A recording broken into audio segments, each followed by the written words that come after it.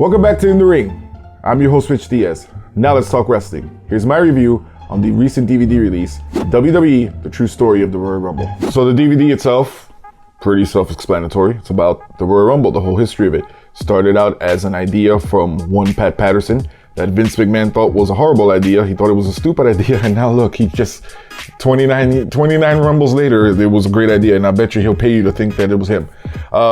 It starts off basically giving the history from the first Rumble being 1988 in Canada, that it started off as a live event, how until 1993 the winner didn't actually get the main event title shot at WrestleMania.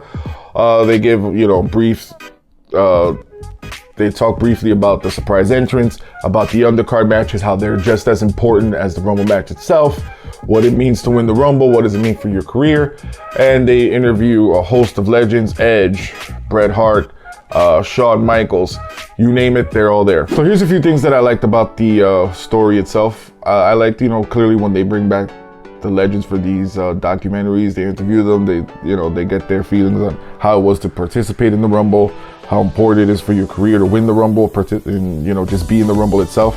It's funny how they don't have that many multiple winners in the Royal Rumble, for the exception of Stone Cold, who won 3, Hulk Hogan, he won 2, Shawn Michaels won 2, John Cena won 2. Now I think about it, Batista won 2. That's horrible. But regardless of the fact, it was great, that you got to see. Also, the DVD, shows you what it's like setting up the arena and all that, because they were there the actual day of the Royal Rumble for 2016 last year. So you got to see everything as it happened, as they talked to people. They showed the backstage reactions to when people won that they hated, like Batista in 2014, Roman Reigns in 2015.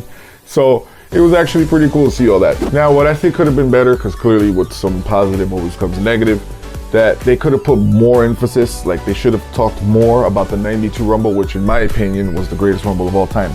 There was 15 Hall of Fame guys in there, 14 guys were not in the Hall of Fame, and Psycho Sid was also in this Royal Rumble.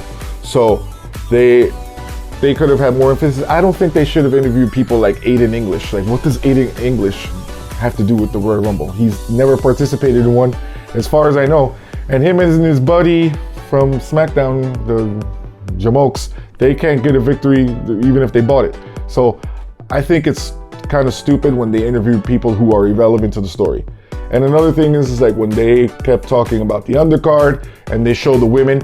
I'm not a sexist, but women have absolutely nothing to do with the Royal Rumble. Yes, they have had Chyna and Beth Phoenix and some other women participate, but as of right now, that's where you're trying to aim the product. Women have absolutely nothing to do with the Rumble. So overall, I give the true story of the Royal Rumble, let's say out of 5 stars, I give it 3.5 stars.